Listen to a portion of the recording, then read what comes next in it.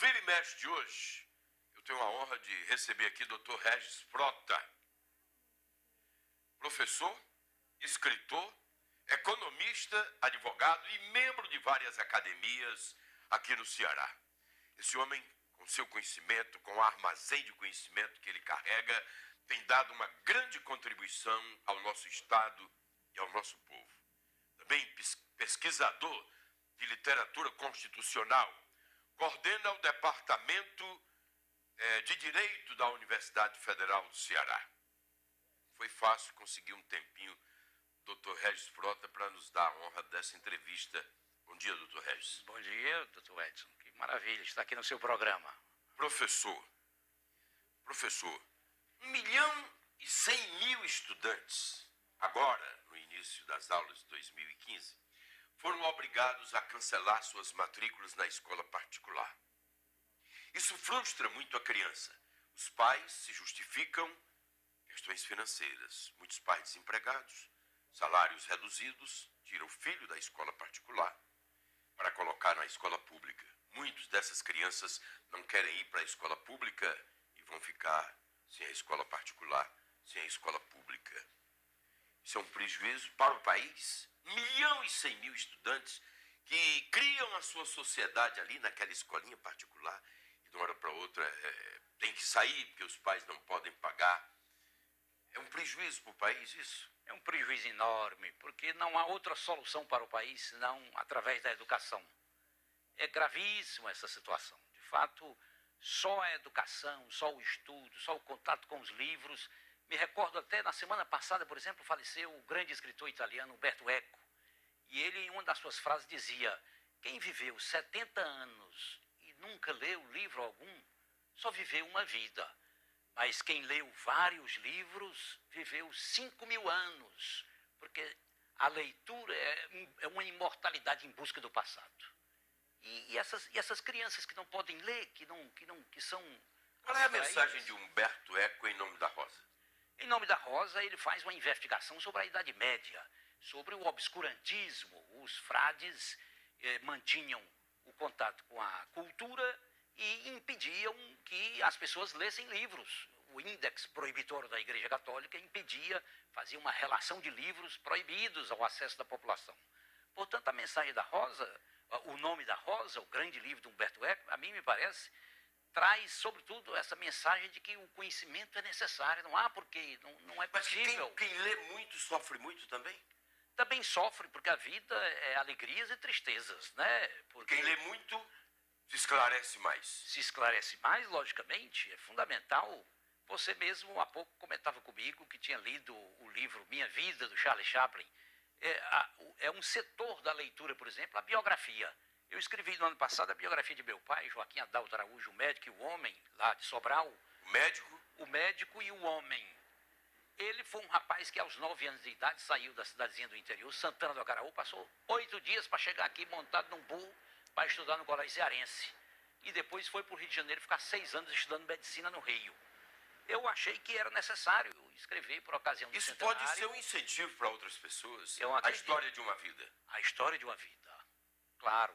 Cada vida merece um livro, cada vida merece um entusiasmo e uma observação, mas a vida daqueles que contribuíram com a leitura, com o conhecimento, e que transmitiram esse conhecimento para os outros, para os alunos. Eu sou professor há 30 anos e disso não me arrependo, cada dia sou mais entusiasmado com a minha profissão, porque tem uma disciplina, por exemplo, no doutorado em Direito, que inicia daqui a 2 semanas, que se denomina Direitos Fundamentais, Cinema e Literatura na Contemporaneidade. Portanto, aí eu trago, tento atualizar ou trazer para o Brasil um conhecimento que as universidades americanas já na década dos 70 desenvolviam, que lá eles chamavam de Direito e Literatura, Law and Literature Movement. Isso aí eles estudavam o direito na literatura e o direito da literatura. O direito da literatura é os direitos autorais daqueles que escrevem.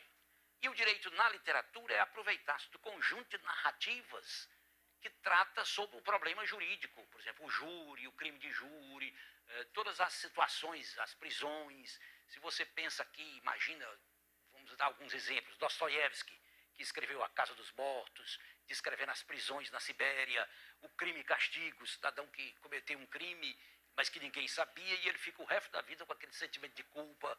Portanto, isso aí é o direito na literatura. Eu acho que é uma forma de abrir a mente dos alunos e eles não verem a coisa num plano meramente dogmático.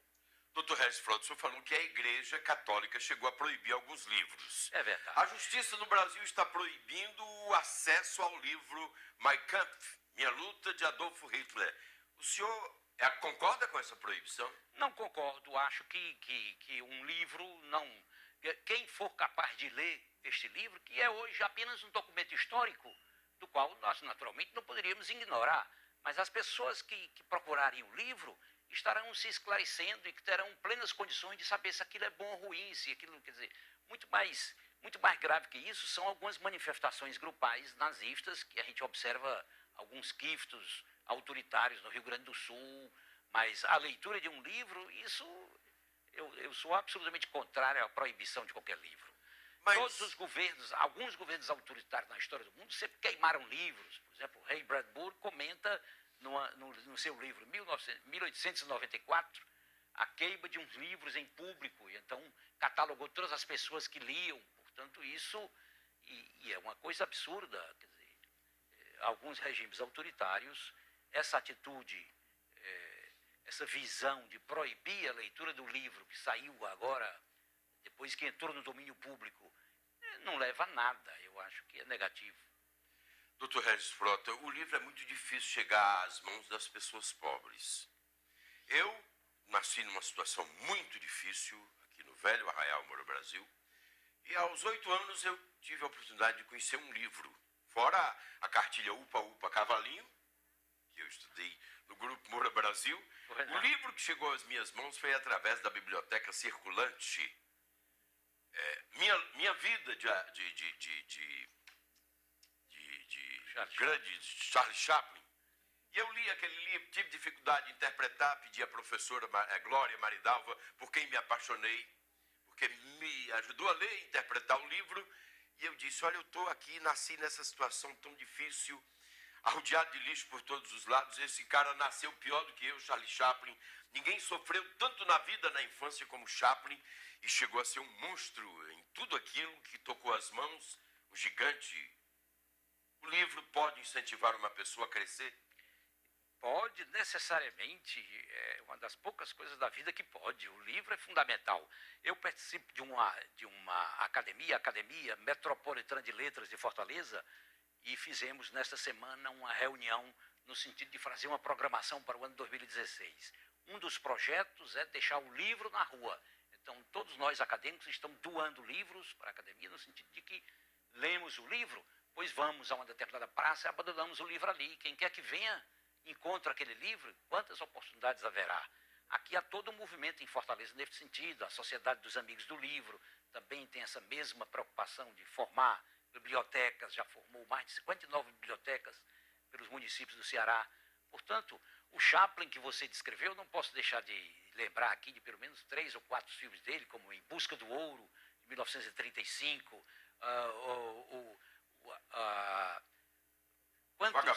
o Vagabundo, né? O Menino, né? E então ele contribuiu extraordinariamente para isso. Na verdade, este livro que trata da vida dele, Minha Vida, é um livro interessantíssimo. Eu acho que é muito importante. O governo dá um incentivo a quem escreve livro. O papel do livro tem um abatimento grande. O governo deixa de cobrar imposto no papel do livro para que sejam editados muitos livros. Mas mesmo assim é difícil chegar nas mãos da população. As escolas não incentivam a leitura. Não incentivam. Deveria incentivar isso. Deveriam incentivar mais, é lógico. E hoje nós sabemos desse fenômeno na atualidade em que as redes sociais têm muita influência, os jogos infantis, videogames e tudo. Isso tira os livros das mãos da criança. Tira o livro da mão das crianças. Então a gente precisa estar atento para estimular os jovens, as crianças, os adultos pais do futuro. É uma responsabilidade dos pais. Os pais carecem. Os pais que nunca leram um livro, muitas vezes não estimulam os filhos a ler um livro. O que o senhor diria aos pais de milhões de crianças que estão aí, que nunca pegaram um livro nas mãos? Eu diria que eles devessem refletir, né, sobre esse ensinamento do Humberto Eco, por exemplo. Se elas não tiveram a oportunidade de fazer isso, não deixem de indicar aos seus filhos a possibilidade de ir através dos livros ao conhecimento do mundo.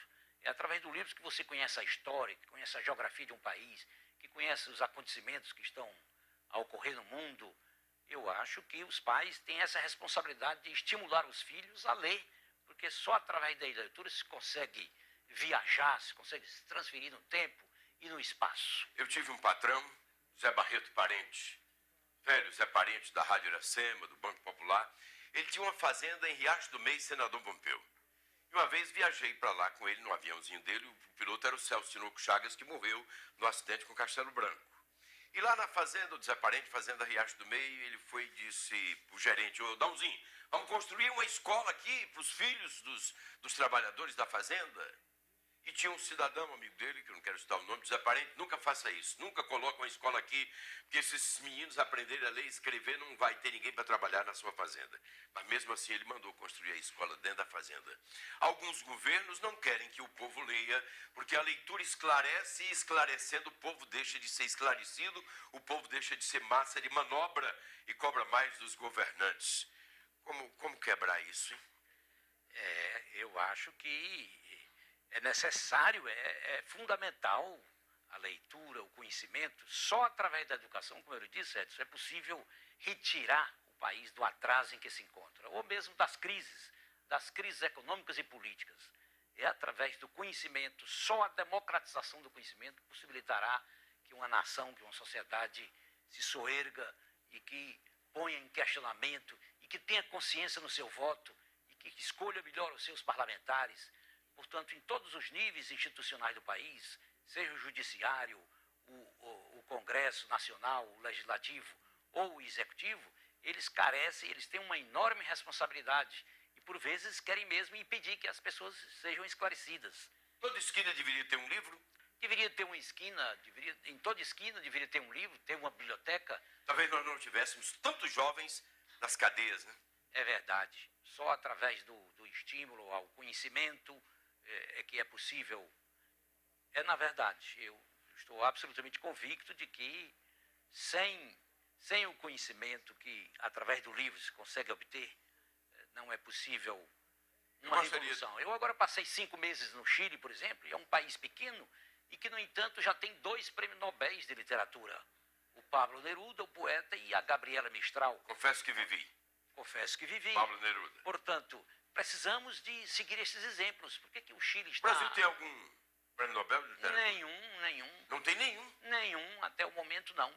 E lá tem 2 santos, o padre Alberto Hurtado e a Teresa dos Santos. O livro Iracema do José de Alencar. E tem 2 Oscar. O Chile, que é um país pequeno, eu acabo de... Fiquei esses 5 meses e me entusiasmei com o cinema chileno. O cinema é um país diminuto, mas tem 2 Oscars. Ganhou na reunião do Oscar, que foi transmitida antes de ontem.